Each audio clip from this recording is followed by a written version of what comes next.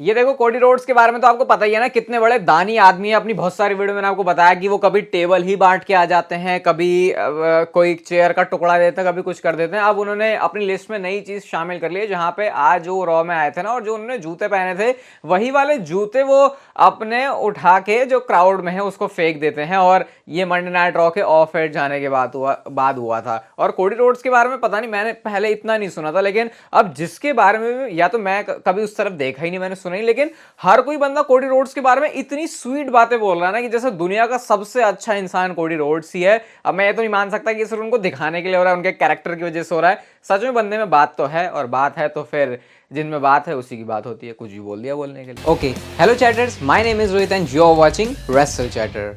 Welcome है guys आपका voice of wrestling के एक और नए एपिसोड में। बताओ फिर आजकल कैसा लग रहा है डब्ल्यूडब्ल्यूई के अंदर का आपको माहौल। कमेंट सेक्शन आप लोगों के लिए खुला रहता है भाई। और सबसे पहले इस कोडी रोड्स और सेथ रॉलिंस की सेगमेंट की बात कर लेते हैं। तो शुरुआती 10 घंटों के अंदर ही इस पर जो क्राउड की तरफ से रिएक्शन और व्यूज हैं वो काफी अच्छे आए हैं। 1 मिलियन जो नंबर्स हैं ये क्रॉस कर चुका है 10 घंटे के अंदर। वैसे जब पहले यूट्यूब पर जो डब्ल्यूडब्ल्यूई की वीडियोस होती थी वो इंडिया में भी होती थी, तो ये नंबर काफी कॉमन होता था, लेकिन ये नंबर अब कॉमन नहीं है, क्योंकि अब इंडिया में तो वीडियो शुरू में होती नहीं है, बाद में दो दिन बाद जाके शायद वो होती है, ये 24 घंटों के बाद जाके दिखती है वो। तो फिलहाल के लिए ये नंबर स्टिल बहुत अच्छे हैं, क्योंकि इतने नंबर्स डब्ल्यूडब्ल्यूई को रिसेंट में मिल नहीं रहे थे। और यहाँ पे कोई ऐसा नहीं है कि रॉक थे या रोमन रेंस थे। इसका मतलब कि कोडी रोड्स और सेथ रॉलिंस के बीच भी क्या चीजें हुई, उसमें भी फैंस इन्वेस्टेड थे। तो ये जो है आज के मंडे नाइट रॉ से नंबर है। नेक्स्ट हम बात करते हैं डब्ल्यूडब्ल्यूई 2K24 गेम के बारे में। तो इसकी एक एपिक एंट्रेंस निकल के आई है, और फील्ड की एंट्रेंस है डब्ल्यूडब्ल्यूई 2K24 के खुद के हैंडल से ही आई है ये। और भाई यार मतलब बोलूंगा नहीं कुछ, सिर्फ जब इसको देख ही रहे ना, जो उसके ग्राफिक्स हैं, मतलब मस्त लग रहा है यार इसको देख के, सिर्फ ये बोलना चाहूंगा मैं। और ऑब्वियसली ये चीज़ें हम वैसे नहीं देख सकते कभी, लेकिन गेम में उन सारी चीज़ों को याद करना, मेमोरीज में रखना, रिलीव करना, उसमें ज़रूर मज़ा आएगा। और काफ़ी अच्छा काम कर रही है डब्ल्यूडब्ल्यूई 2K24 2K23 की तरह, तो इस बार भी उनको अप्रिशिएट करना पड़ेगा। नेक्स्ट मैं आपको एक ऐसी पिक्चर दिखाता हूँ जो कि आपको हो सकता है अपनी आंखें थोड़ी सी मलनी पड़ जाए, क्योंकि यकीन नहीं हो रहा है इस चीज को देख के। डब्ल्यूडब्ल्यूई की वेबसाइट के ऊपर जो स्मैकडाउन है, जब वहां पर एडवर्टाइज सुपरस्टार्स की हम लिस्ट देखते हैं, तो लिस्ट आप लोग इस समय यहाँ पर आपकी स्क्रीन पर देख सकते हो। रोमन रेंस और रॉक मेंशन है यहाँ पे। यार ड्वेन द रॉक जॉनसन का रेंडर है वहां पर, वो नजर आ रहे हैं। ये 2024 है, मुझे नहीं यकीन हो रहा है, क्योंकि ये तो ऐसी चीज है जिसका शायद सिर्फ सपना ही देख सकते थे। हमेशा से लगता था कि रोमन रेंस और रॉक की राइवलरी होगी तो रॉक आएंगे भाई, वो पुरानी वाली फील लेके आएंगे, जो उस टाइप के फैंस को भी याद होगी जो 2010-14 इसके आसपास देखते थे, और फिर बहुत पुराने वाले एटीट्यूड एरा वाले टाइम की भी। लेकिन अभी इस टाइम पे भी कर रहे भाई, ये तो सच में बहुत कमाल गई है। अभी अगली स्मैकडाउन पता नहीं भाई कितने बड़े बड़े बम और पटाखे फटने वाले हैं, वो देखने लायक होगा। डोमिनिक मिस्टेरियो के बारे में बात करते हैं। और डोमिनिक मिस्टेरियो ने अपना कैरेक्टर ब्रेक किया है, और शायद मैंने कभी देखा नहीं ऐसा डोमिनिक मिस्टेरियो को। उन्होंने क्या बोला, सिंपली जब उनसे पूछते हैं तुम्हारा रेसलमेनिया में क्या रोल है, तो उन्होंने बोला देखो मुझे पता नहीं है ना, मैं पॉलिटिक्स खेल के अपना जो स्पॉट है वो बना सकता हूं, मुझे सिर्फ इतना पता है मेरे को जो भी काम दोगे ना वो सबसे बेस्ट करूंगा। और यहाँ पे जो उन्होंने कैरेक्टर ब्रेक किया वो बोलते हैं कि मैं एक्चुअल में जो डब्ल्यूडब्ल्यूई का क्रू है, यहाँ पे जो भी सारे लोग हैं, जैसे ही मैं जाता हूँ डब्ल्यूडब्ल्यूई के एनवायरमेंट, मेरे सारे बहुत अच्छे दोस्त हैं, तो मुझे कुछ भी काम दो, मुझे मजा आता है और मैं अपना 100% एफर्ट डिलीवर करने वाला। तो ये जो उन्होंने बात बोली कि मेरे सारे फ्रेंड्स बन गए, ये थोड़ा सा मुझे उनके कैरेक्टर ब्रेक करने वाला लगा। अब सबसे ज्यादा अपने कैरेक्टर को प्रोटेक्ट करने वाला कोई सुपरस्टार है इस समय, आई थिंक मैं रोमन रेंस से भी ऊपर ही रखूंगा डोमिनिक मिस्टेरियो को, क्योंकि रोमन रेंस को कई बार अपनी चीजों की वजह से कैरेक्टर ब्रेक करना पड़ जाता है, लेकिन डोमिनिक ना, वो बंदा सड़क चलते किसी को सेल्फी देगा, वो अपने बाप के बारे में ऐसी ऐसी गालियां निकाल देगा जो कि कोई दूसरा बंदा शायद सोचे भी ना, चाहे वो कैरेक्टर में ही क्यों ना हो। तो ये डोमिनिक मिस्टेरियो का काम है, कुछ अलग सा उन्होंने किया, तो मैंने उसे आपके साथ शेयर कर देता हूं। एक रिकॉर्ड बनाने वाले रोमन रेंस इस साल रेसलमेनिया में मेन इवेंट करके, और वो होगा कि वो टाई कर लेंगे उस रिकॉर्ड को रेसलमेनिया में सबसे ज्यादा मेन इवेंट करने वाला। आपको पता है इसमें होगन के पास वो रिकॉर्ड है, तो अब अगर रोमन रेंस भी कर रहे हैं रेसलमेनिया का मेन इवेंट, जो कि ऑब्वियसली करने ही वाले हैं, और ये मामला थोड़ा सा ना आसान हो गया।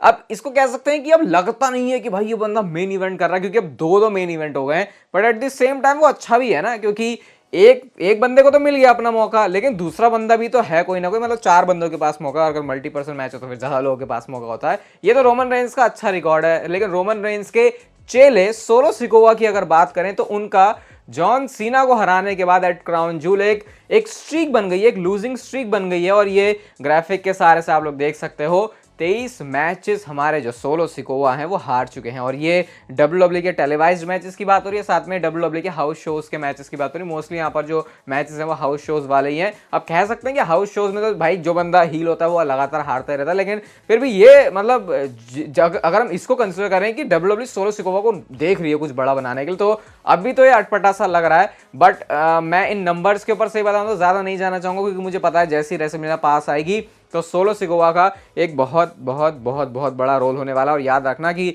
रोहित ने एक वीडियो बनाई थी 13 फरवरी को जिसमें उसने ऐसा बोला था, तो फिर आपको और अच्छे से वो चीज़ें दिमाग में से क्लिक कर जाएंगी। नेक्स्ट एक बड़ा मस्त सा मुझे ट्वीट दिखा, ये WWE का कि कोई तो मतलब पैरोडी अकाउंट है फिर क्या है, नहीं पैरोडी अकाउंट नहीं, किसी ने रेडिट पर शेयर किया है ये। और यहाँ पे that one time big show main invented a SmackDown show all by himself. अब आप थोड़ा सा टाइम लेके बताओ कि ऐसा क्यों कहा जा रहा है कि बिग शो ने अकेला ही मेन इवेंट किया। अगर आपको थोड़ा सा टाइम लगा तो मुझे भी लगा था थोड़ा सा समझने में, लेकिन क्रिस बेनवा तो आपको पता ही है ऑब्वियसली WWE कभी उनको अपने हिस्ट्री में रखती नहीं है।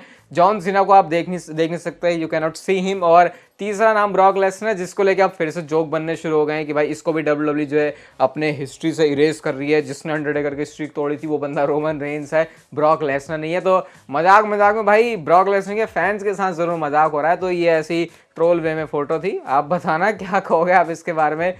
सोचा नहीं था यार कभी ऐसा होगा ब्रॉक लेसनर के साथ। मतलब अभी से 2 महीने पहले क्या मस्त हम 2 महीने क्या कुछ दिन पहले ही 25 दिन पहले, लेकिन सारा हो गया काम खराब। Sami Zayn the underdog, Sami Zayn, शायद ये जो कैरेक्टर है सैमी ज़ेन का वो दोबारा से वापस आने वाला है। आपको याद होगा NXT के टाइम में सैमी ज़ेन का एक कैरेक्टर था, उसके बाद वो मेन रोस्टर में भी लेके आए थे। ब्रॉन स्ट्रोमैन के ने कैसे उनकी रास्ते का वो बहुत बड़ा कांटा बने थे, वो वाला टाइम मुझे याद आता है। तो बूजर रेसलिंग ने ट्वीट करके यहाँ पे इस चीज को हिंट किया कि सैमी ज़ेन का कुछ ऐसा कैरेक्टर आने वाला है। भले ही अपने प्रोमोज के अंदर सैमी ज़ेन बोल रहे हैं कि मैं अंडरडॉग नहीं हूं, मैं बड़ा कंटेंडर हूं, लेकिन शायद स्टोरी यहाँ पर कुछ ऐसे होने वाली है। और पिछली कुछ वीडियोस में मैंने आपको बताया है कि देखो सैमी ज़ेन का एक तगड़ा वाला राइज हो सकता है।